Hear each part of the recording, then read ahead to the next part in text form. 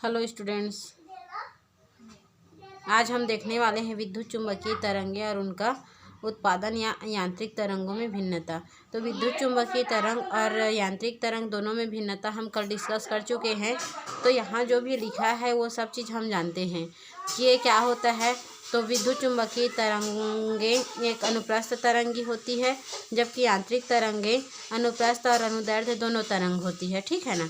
तो हम लोगों को विद्युत चुम्बकीय तरंग जो होती है इसे माध्यम की आवश्यकता नहीं होती है, जबकि यांत्रिक तरंग जो है उसको माध्यम की आवश्यकता होती है।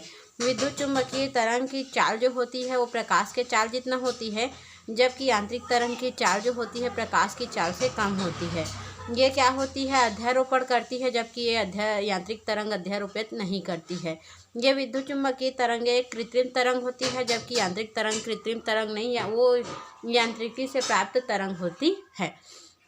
तो इन सभी चीज़ों पर हम डिस्कस कर चुके हैं। तो हम अब नया उसका आगे पोर्शन देखते हैं कि ये जो है हम लोगों का क्या है, विद्युत चुम्बकीय तरंग और यांत्रिक तरंग के लिए गणना करते हैं। तो उस कंडीशन में हम लोगों को मिल जाती है क्या, तो उस कंडीशन में हमें मिलती है।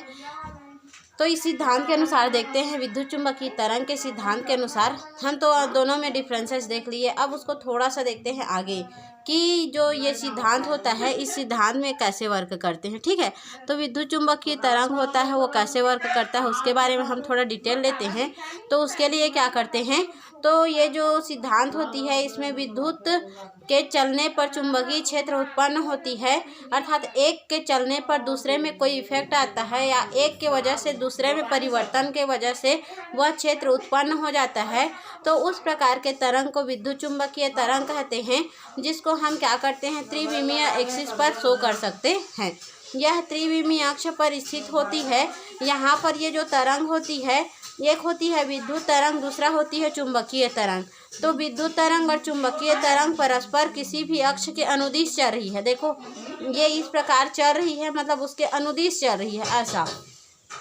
तो किसी भी जो दो विद्युत तरंग रहे या चुंबकीय तरंग रहे, दोनों ही क्या होते हैं, तो एक अक्ष के अनुदिश चलते हैं। लेकिन वहाँ पर डिफरेंसेस क्या होती है कि दोनों तरंग एक दूसरे के अभिलंबवत रहते हैं। देखो यहाँ पर जैसे मैं बोल रही हूँ तो मेरे बोलने में आवाज़ की फ्रीक्वेंसी कभी ज़्यादा कभी कम हो रही है कि नहीं हो रही है।